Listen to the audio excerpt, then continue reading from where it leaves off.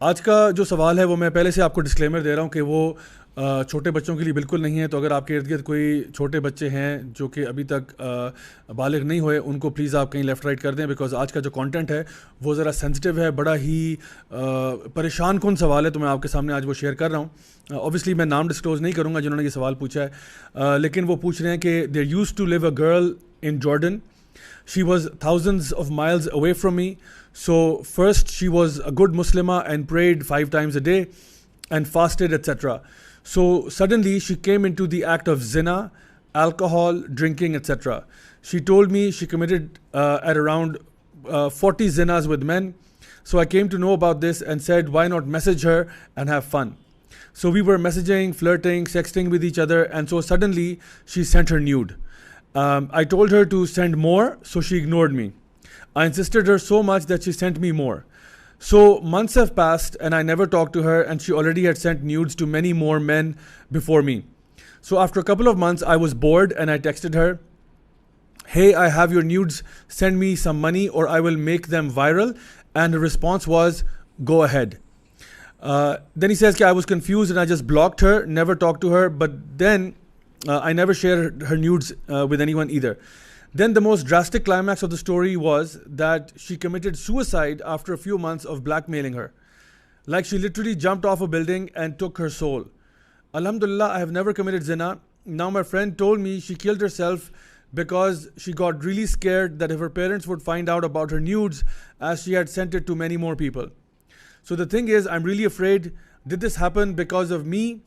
Did I make her depressed that she committed suicide? Will I be thrown into hellfire because of this? May Allah forgive me. اللہ اکبر. مجھے یہ سمجھ نہیں آ رہی میں کہاں سے بات شروع کروں اور کہاں بات ختم کروں. یہ اتنا سیریس مسئلہ ہے کہ میں آپ کو بیان نہیں کر سکتا, اور لگتا ہے کہ آج میں آپ سے کوئی اور سوال ڈسکس نہیں جو ہے نا کر پاؤں گا سوائے اس کویشچن کے جو ہم سے پوچھا گیا. دیکھیے, سب سے پہلا جو اس میں ایشو ہے وہ ہے cheating with the opposite gender. یہ بات ہم بار بار کہتے ہیں کہ اللہ تعالیٰ نے قرآن مجید میں یہ بات ارشاد فرمائی ہے کہ ولا تقربوا الزنا, کہ ڈو ناٹ گو نیئر زنا. اس کا کیا مطلب ہے؟ اس کا یہ مطلب نہیں ہے کہ زنا مت کرو, اس کا مطلب ہے کہ زنا کے پاس لے جانے والے جو اعمال ہیں وہ بھی مت کرو. Those things that take you toward زنا, step by step, you know that messaging, that sharing voice notes, sharing videos, sharing pictures, sharing whatever, یہ یہاں سے بات شروع ہوتی ہے. اور کرتے کرتے کرتے انسان جو ہے وہ میجر گناہوں کے اندر پڑ جاتا ہے جہاں پہ زنا تک بات پہنچ جاتی ہے. تو پہلی بات تو یہ کہ آپ کا جو اپوزٹ جینڈر کے ساتھ انٹریکشن ہے وہ بہت ٹو دا پوائنٹ ہونا چاہیے. اس میں کسی قسم کی فلرٹنگ, کسی قسم کا اس قسم کا جو سیکشول کانٹینٹ ہے وہ بالکل نہیں ہونا چاہیے. That goes without saying. The second issue here is the issue of sharing pictures. مطلب why would you share your nude pictures with a stranger? Or forget about that, why would you share your nude pictures with anyone? Even forget that, why would you have nude pictures of yourself on your phone? I mean, یہ میری سمجھ سے باہر ہے کہ why would you do something like that? جب کہ آپ کو پتا ہے کہ ایک دفعہ جب پکچر آپ کے فون سے یا آپ کے کمپیوٹر سے نکل گئی ہے نا, اب آپ کا اس پکچر پہ کوئی اختیار نہیں ہے. اب آپ اس کو کنٹرول نہیں کر سکتے, وہ کس کے پاس جائے, کوئی اس کو کس طرح یوز کرے. اتنا اپنے آپ کو ڈینجر میں آپ کیسے کر سکتے ہیں؟ میں تو مردوں سے بھی اور اسپیشلی خواتین سے یہ ریکویسٹ کرتا ہوں کہ اگر آپ کی اپنی تصاویر بھی آپ نے اپنے فون میں رکھی ہوئی ہیں, خدا کا واسطہ ان کو ڈیلیٹ کر دیں. کیوں میں کہہ رہا ہوں؟ کیونکہ آپ کا فون بھی جو ہے کل کو آپ بیچنے کے لیے چلے آتے ہیں. آپ کو پتہ ہے there are ways to retrieve deleted files. چلیں آپ کا فون بیچنا نہیں, آپ کا فون چوری بھی تو ہو سکتا ہے, اور وہ پکچرز کسی اور کے ہاتھ لگ جائیں, پھر آپ کیا کریں گے؟ اور کل کو آپ کو وہ اس طرح بلیک میل کرے, پھر آپ کہاں منہ چھپاتے پھریں گے؟ سو اس لیے پکچرز اگر آپ کے پاس ہیں, ویڈیوز ہیں, کچھ بھی ہے, پلیز ان چیزوں کو ڈیلیٹ کر دیں اور اس طرح کے کام مت کیا کریں. ایک اور تیسری بات اس میں جو ہمارے سامنے ہے وہ یہ ہے دی ایشو آف بلیک میل.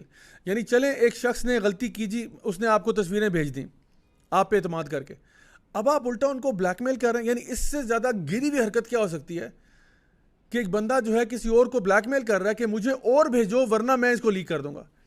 یعنی یا تو نا کہ آپ ان کو اس بارے میں بلیک میل کر رہے ہیں کہ جی اسٹاپ سینڈنگ می پکچرز اور آئی لیک دیز ونس, الٹا آپ انہیں کہہ رہے ہیں مزید حرام کرو. اور میں آپ کو بتاؤں کہ اس طرح کے سوال, this is not the first time I am getting a question like this.